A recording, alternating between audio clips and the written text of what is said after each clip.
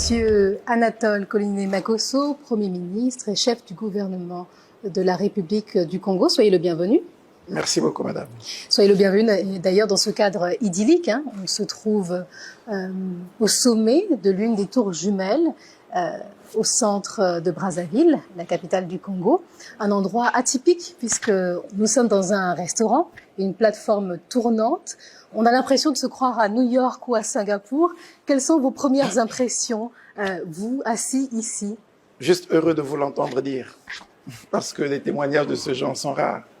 Et quand il vient de vous, il vaut mieux que ce que je dirais. Voilà. Il me semble qu'ils seront de plus en plus nombreux lorsque cet édifice sera ouvert au grand public d'ici quelques mois. Cela donne envie, Monsieur le Premier ministre, de parler d'infrastructures au Congo, parce qu'on sait que les infrastructures permettent le développement économique d'un pays, on sait qu'elles permettent la création d'emplois, elles permettent une croissance accrue. Alors, nous allons parler d'infrastructures et nous savons qu'effectivement, nous célébrons les 20 ans de la délégation générale aux grands travaux au Congo. Donc 20 ans, il est donc temps de faire un bilan de ce qui a été accompli. Et ce que je vous propose pour entamer cette discussion, c'est de nous projeter 20 ans en arrière, en 2002. Quel était le visage du Congo en 2002? Savez-vous, madame, il n'y a rien de nouveau sous le soleil. Si l'on dit d'une chose qu'elle existe, c'est qu'elle a d'abord existé en d'autres temps et sous d'autres cieux. Pour vous décrire ce qu'était le Congo en 2002, si telle est la question que vous me posez, j'ai envie de vous renvoyer, comparaison n'est pas raison, c'est vrai, mais la comparaison permet effectivement de développer la raison. Ce que nous vivons aujourd'hui, vous appelez ça, oui, les infrastructures, mais c'est les grands travaux du siècle pour le Congo. Et pour comprendre le sens des grands travaux du siècle, il faut repartir au 4e, 5e siècle avant Jésus-Christ, lorsqu'on parle des grands travaux de Périclès, ou encore, pas loin de nous, les grands travaux de Mitran. Voilà. Pourquoi je le dis? Parce que lorsque Périclès s'engage dans les grands travaux, il trouve un pays en ruine. Et lorsque Denis Sassou Nguesso engage le pays dans les grands travaux, il reprend un pays transformé en champ de ruines. Et donc, il fallait envisager, à partir de 2001-2002, le développement, la reconstruction de ce Congo, et en engageant donc les grands travaux, à l'image de Périclès, à l'image de Mitran, qui lorsqu'il arrive, il se dit, bon, mais dès qu'il arrive aux affaires, il est préoccupé par les grands travaux d'infrastructure, les grands monuments. Et nous aussi, on peut dire oui, en 2002, quelques années après la fin de la guerre. Et comme Périclès, il a fallu d'abord imposer la paix, il a fallu négocier la paix. Et Denis Sassou Nguesso, quand il revient aux affaires en 97, il a fallu négocier la paix, souder, reconstruire la paix, signer des accords de paix. Et quand ce combat de la paix a été gagné, il fallait maintenant s'engager dans les grands travaux. Et tous ces grands travaux, vous les avez à partir de 2002. Justement, donc on est passé effectivement de la reconstruction de la paix à la construction, la reconstruction du pays. Vous pouvez donc nous dire comment s'est passé ce chemin, cette route, comment ça s'est déroulé ces 20 dernières années? Est-ce que ça a été une route sinueuse? Est-ce que ça a été justement facile à réaliser ou au contraire jonché d'obstacles? Dites-nous un peu comment ça s'est passé. Oui, ça n'a pas été un long fleuve tranquille, mais tout est fonction des objectifs que s'était fixé le bâtisseur. D'abord, il lui fallait assurer la cohésion des territoires. Assurer la cohésion des territoires. Ensuite, par ce biais aussi, ouvrir le Congo au monde. Et enfin, faire venir le monde vers le Congo. Voilà les 3 grandes ambitions qui ont présidé à la formulation de ces grands travaux. Oui, vous avez raison de le dire. Ça n'a pas été facile déjà d'assurer la cohésion des territoires. C'est quoi la cohésion des territoires? C'est réduire les inégalités. En 2002, lorsqu'il trouve un ouvrage qu'il n'avait pas pu achever entre 79 et 92, on pourra parler quand même aussi de cette période, on aura le temps d'y revenir. Mais lorsqu'il trouve un pays en ruine, avec un territoire totalement déstructuré, avec des inégalités fortes. Je prendrai comme exemple d'inégalité. Vous voyez, le Congo a 12 départements. Je mets de côté les 2 départements, Brazzaville et Pointe-Noire. Je prends les 10 départements de l'intérieur du pays. Vous sentez les disparités. Vous sentez les inégalités. Aucun département à l'intérieur du pays n'avait ne serait-ce que une voirie urbaine bitumée. Aucun. Même pas 1 mètre. Voilà. Et donc, quand on en comparait les chefs-lieux de ces départements, je parle des chefs-lieux. Vous pouvez avoir la route qui passe, oui, on en pourra en reparler, mais je parle des chefs-lieux de ces départements, donc les villes de ces départements, y compris bien d'autres villes comme Kayi et Mosendio, vous avez 0 mètre de voiries urbaines bitumées. Il a fallu construire les voiries urbaines, et en termes de cohésion des territoires, vous pouvez constater aujourd'hui, dans ces 10 départements, je mets de côté un seul sur lequel nous sommes en train de travailler, l'Alikwala par exemple. Je mets aussi un peu le Kwilu de côté. Mais les autres 8 départements, si vous allez dans les chefs-lieux, vous serez surpris de retrouver le même visage, le chef-lieu des départements. Vous aurez la même image du département. Vous aurez le même présage, ce département. C'est-à-dire, si on vous prend, on vous amène à Sibiti, chef-lieu du département de la Lékomo. On vous ferme les yeux, on vous amène à Djambala, chef-lieu du département des Plateaux.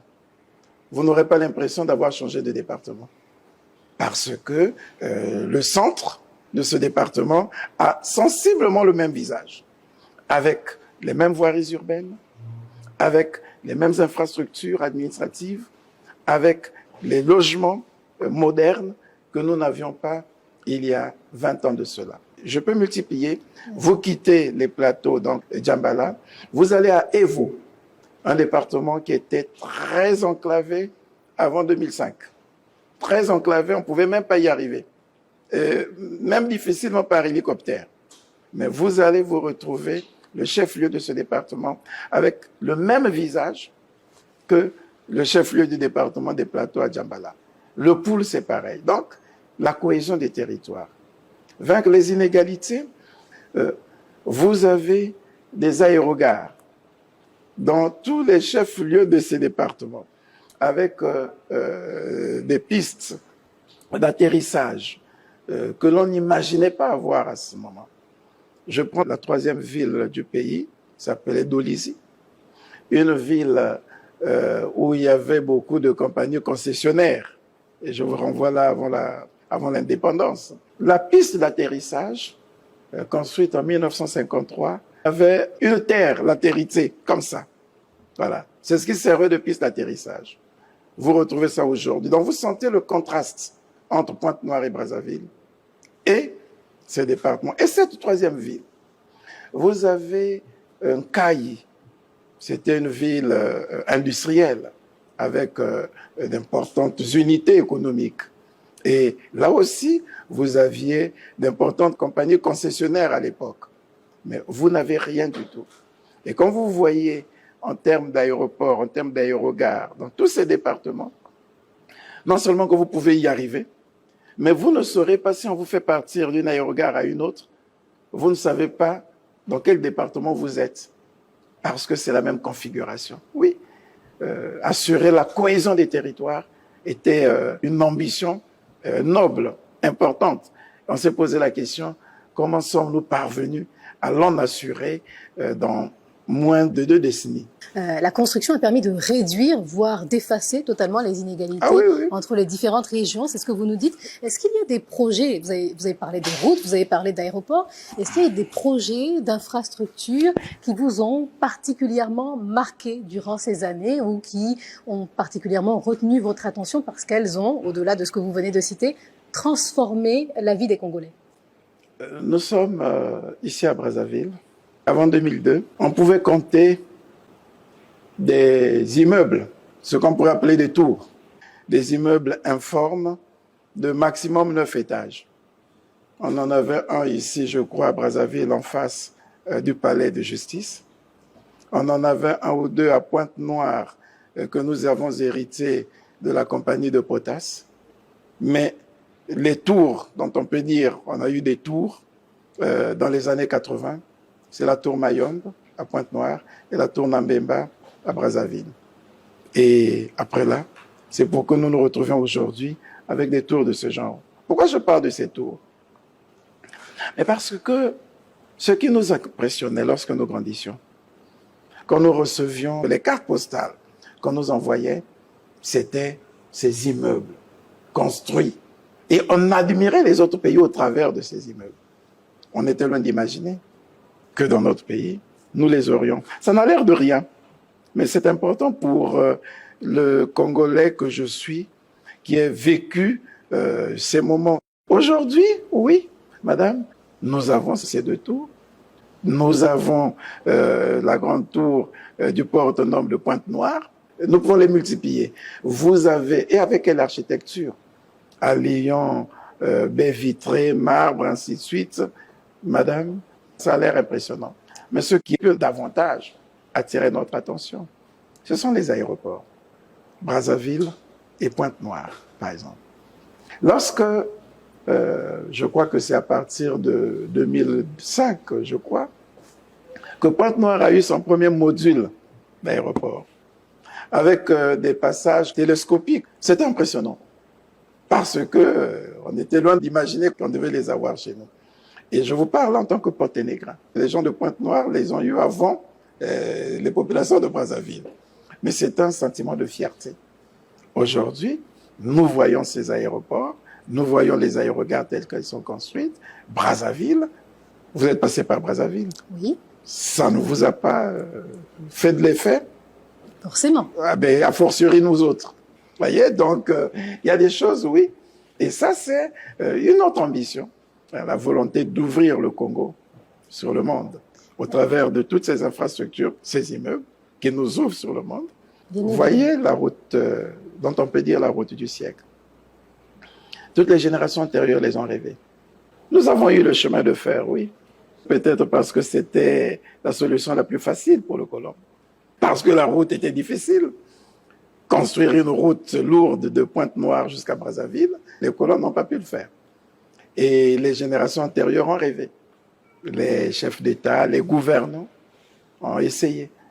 C'est un bonheur pour nous de savoir que le gouvernement au service duquel nous sommes, dans le cadre de la politique des grands travaux, sous le leadership du président Denis Sassou Nguesso, nous avons pu réaliser cette route qui part, j'ai pas envie de dire de Pointe-Noire, mais qui relie plusieurs pays, qui nous relie à l'Angola, parce que nous avons cette route qui part de la frontière de l'Angola par le Cabinda, qui traverse toute la ville de Pointe-Noire, qui traverse les départements du Niari, de la Bouenza, qui arrive à Brazzaville, qui croise celle qui quitte Brazzaville pour la frontière du Cameroun. C'est une œuvre gigantesque, madame. Je voudrais rebondir sur ce que vous avez dit juste avant. Alors, vous avez évoqué les routes construites, vous avez évoqué les aéroports. Effectivement, tout le monde comprend l'utilité d'une route, d'un aéroport. Mais avant cela, vous avez évoqué les tours, celle, par exemple, dans laquelle nous nous trouvons. Vous avez parlé du Congolais que vous étiez. Eh bien, les Congolais qui nous regardent aujourd'hui, parmi ceux-là, peut-être que certains se posent la question de l'utilité d'une tour. Et j'apprécierais que vous puissiez clarifier, au-delà du côté majestueux de la tour, ce que cela représente de façon concrète, d'un point de vue, par exemple, économique. Ce sont des centres d'affaires. Ces tours vont recevoir des chefs d'entreprise. Je vais prendre un petit exemple, madame. Nous avons simplifié nos lois. À l'époque, pour que vous déclarez votre société, il vous faut avoir un siège. Il faut donc que vous ayez peut-être même un titre de propriété, voilà, que vous y construisiez, et puis voilà, que vous ayez une adresse bien définie. À défaut, si vous ne pouvez pas construire, il vous faut un bail. Tout ça, ça vous prend du temps, ça vous prend de l'argent, ça vous décourage. Aujourd'hui, et j'imagine que les gestionnaires de ces tours y penseront, et c'est entre autres fonctions des tours de cette nature. Quelqu'un peut avoir une entreprise et venir domicilier son entreprise ici, même pour quelques heures. Vous partez de la Côte d'Ivoire, Vous dites, je vais conclure une affaire au Congo, mais je n'ai pas de domiciliation. Qu'est-ce que je fais? Vous venez ici, on vous donne un local, et bien vous le louez, et vous domiciliez votre entreprise là, vous concluez vos marchés. Ce n'est pas une avancée en termes du développement des affaires. Ah si, Monsieur le Premier ministre, je pense que ce n'est pas tombé dans l'oreille d'une sourde. Ce n'est pas anodin. Et je ne parlerai pas de toutes les autres activités qui vont se développer. Vous m'avez dit que cette plateforme est tournante. Effectivement. Ça va être un bon cadre d'accueil. Les conférences qui vont s'y dérouler. Et j'imagine les gens qui seront ici au bord du fleuve, en train de prendre leur petit déjeuner.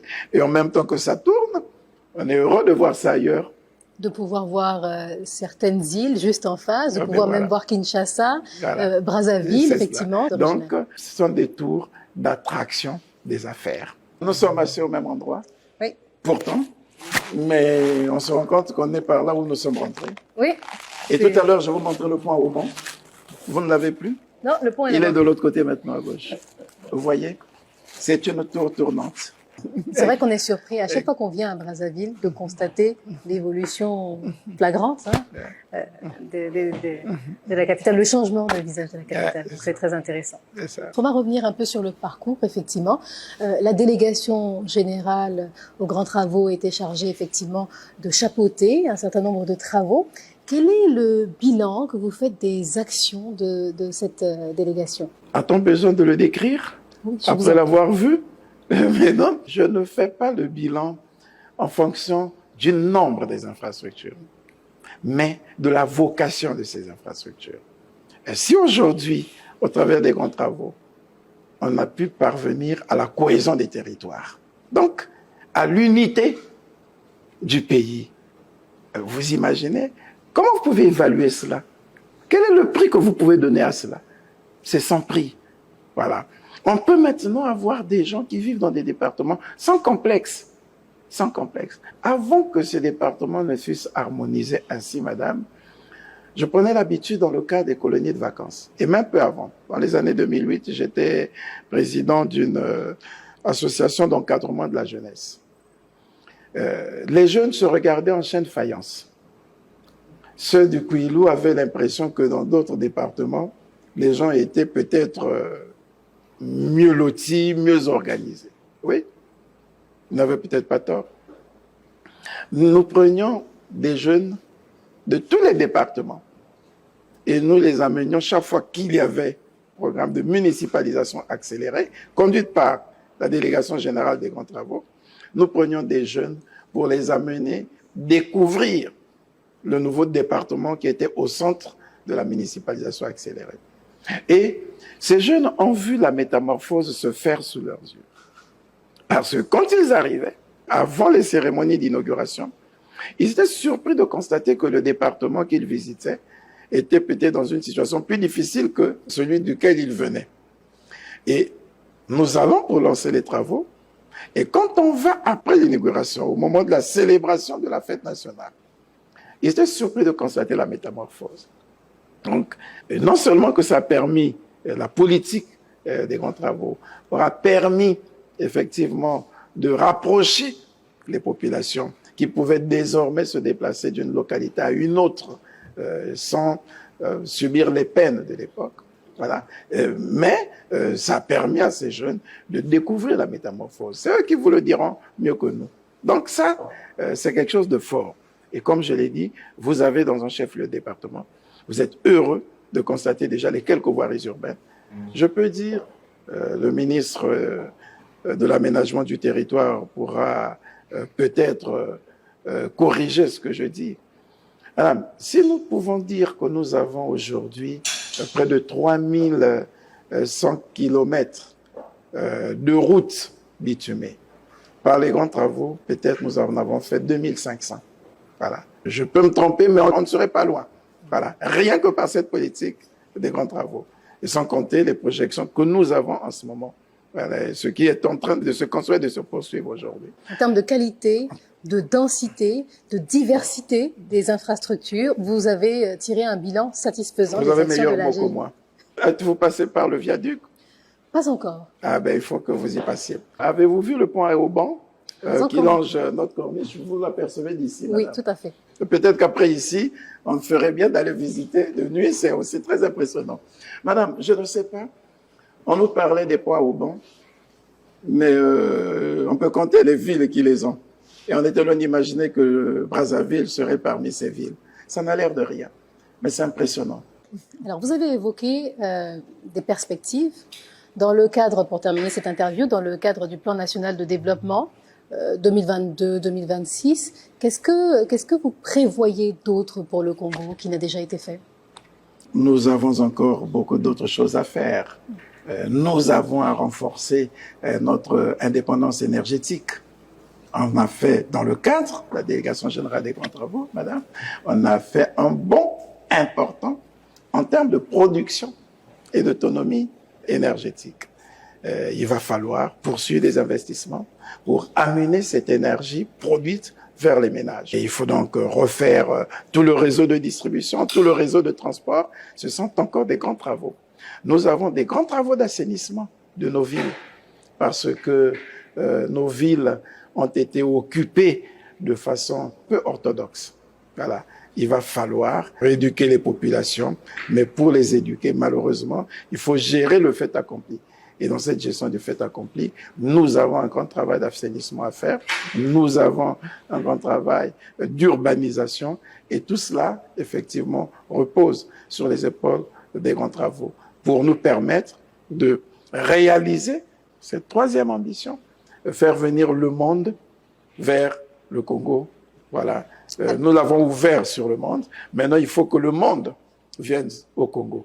Et il va venir au Congo au travers des infrastructures de ce genre, oui, mais au travers d'autres infrastructures touristiques importantes qui doivent être développées au travers d'autres travaux d'assainissement, comme je l'ai dit, d'urbanisation, d'amélioration de l'habitat. Ils ont encore beaucoup de choses à faire. Voilà, un pas important, une longue marche a été accomplie, mais j'ai pas envie de dire que le plus dur est à venir. La délégation générale de grands travaux, travaillant sous l'autorité du président Sassou, c'est comme des gens qui ont gravi des montagnes. Et quand ils arrivent au plus haut de la montagne la plus élevée, ce qu'ils découvrent, c'est qu'il y a encore plusieurs autres montagnes à gravir. Et voilà, nous sommes arrivés au 30e étage de cette tour. Ce que nous découvrons, c'est qu'il y a encore d'autres montagnes à gravir, et c'est ce qu'ils devront faire. Et une petite note, on a commencé cette interview par un constat. Il y a 20 ans, le pays était en ruine. Dans 20 ans, vous le voyez où, le pays, et comment? Dans la vision du président Denis Sassou Nguesso, Oui. dans 20 ans, oui, nous avions pari de l'émergence. L'émergence, oui, nous l'avions pris à l'horizon 2025, lorsque nous étions dans les années 2005, quand on s'était donné 20 ans, effectivement, pour gagner le pari d'émergence. Si une bonne partie a été réalisée, non, mais il faut dire que la marche vers l'émergence a été retardée par un certain nombre de chocs exogènes et endogènes. Exogènes particulièrement, notamment toute l'ambition que nous avions sur la production pétrolière a été freinée à partir de 2014, et c'est ce qui a retardé un certain nombre de projets et qui étaient déjà très engagés. À partir de 2014, oui, la crise économique mondiale a eu un impact fort sur le développement de nos infrastructures. Je vous prendrai un exemple pour que vous compreniez à quel moment ça a été très handicapant. Nous avions peu avant un budget de près de 4 000 milliards qui nous permettait d'investir et sur tout ce que vous voyez. Et à partir de 2015-2016, le budget a été réduit du tiers. Et on a gelé tous les travaux d'infrastructure. Et lorsqu'on a voulu se relever en 2020, c'est la pandémie à Covid-19. Et aujourd'hui, c'est la crise alimentaire. Donc, il y a eu ces défis qui vont faire à ce que notre ambition d'aller vers l'émergence totale soit prorogée, et nous travaillons pour que nous arrivons justement à atteindre ces objectifs. Ce qu'il faut aussi dire, effectivement, dans cette vision que nous devons poursuivre avec l'ensemble des forces vives, c'est que nous puissions gagner le pari de la sécurité alimentaire pour réduire les importations et développer davantage de marges qui nous permettront de financer notre propre économie. Mais vous aurez à retenir une chose, la délégation générale aux grands travaux a réalisé toutes ces infrastructures sur fonds propres du Congo. Et dans la perspective des 20 prochaines années, nous voulons développer davantage le partenariat public-privé pour ne pas faire peser toutes ces charges d'investissement sur l'État, sur le peuple congolais, sur le budget, mais pour que les hommes d'affaires, les grands industriels, les grands groupes prennent aussi leur part dans le développement de notre pays. Poursuivre le travail d'intégration régionale au travers du pont route-rail qui relie Brazzaville à Kinshasa, qui est un maillon important d'un corridor important qui devrait nous permettre de relier Tripoli à Windhoek. Donc vous voyez l'ambition que porte le président Denis Sassou Nguesso.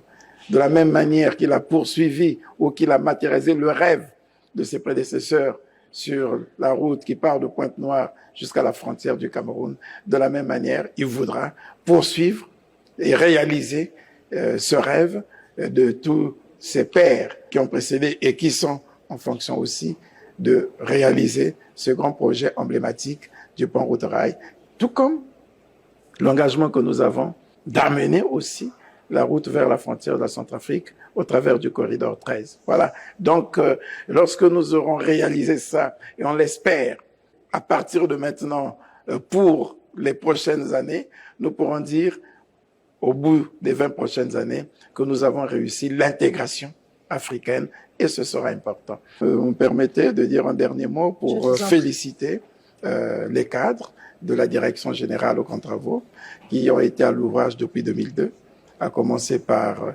celui qui est actuellement ministre d'État, ministre de l'aménagement du territoire, des infrastructures et de l'entretien routier. On peut dire, oui, belle récompense. Après l'effort, le réconfort, eh bien, je peux penser que cette fonction est bien la reconnaissance du président de la République pour tout ce qu'il a pu faire en tant que maître d'ouvrage délégué de tout ce travail que nous avons aujourd'hui. Et féliciter aussi tous les collaborateurs qui ont été à ses côtés, féliciter tous ceux qui poursuivent cette marche dans le cadre de la délégation générale aux grands travaux et leur dire que le travail est encore à faire, à parfaire et à poursuivre. Monsieur le Premier ministre, je voudrais avoir votre réaction à l'issue du discours du président de la République à l'État de la Nation, qui a été prononcé il y a quelques jours, effectivement. Et je voudrais savoir, effectivement, ce que vous en avez, au-delà de ce que vous en avez pensé, ce que vous avez comme perspective par rapport à ce discours. Nous notons simplement l'interpellation à maintes reprises que le président a faite sur le gouvernement. C'est un fardeau. Le président a mis le gouvernement devant ses responsabilités pour matérialiser effectivement sa vision formulée dans son projet de société Ensemble poursuivons la marche. Et à chaque étape, il a donné des recommandations, des instructions fermes au gouvernement, notamment sur la poursuite des travaux d'infrastructure. Et il les a identifiés.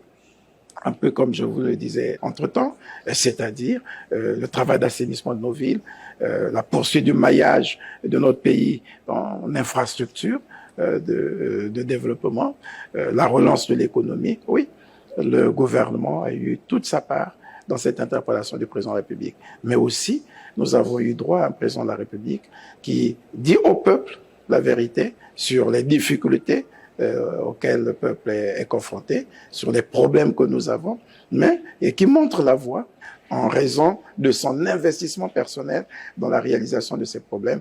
Et c'est important. Et toute la définition qu'il a donnée sur le plan de la gestion de la politique sociale et solidaire, notamment en améliorant davantage le système éducatif pour la valorisation du capital humain, notamment en renforçant ce capital humain par une politique de santé et de sécurité sociale au travers de l'assurance maladie. Et tout cela, ça nous interpelle et ça nous met devant nos responsabilités. Je peux vous dire que ça ne laisse pas dormir le Premier ministre et l'ensemble du gouvernement. Monsieur Anatole Kolini Makosso, Premier ministre et chef du gouvernement de la République du Congo, je vous remercie d'avoir accepté de répondre à ces questions.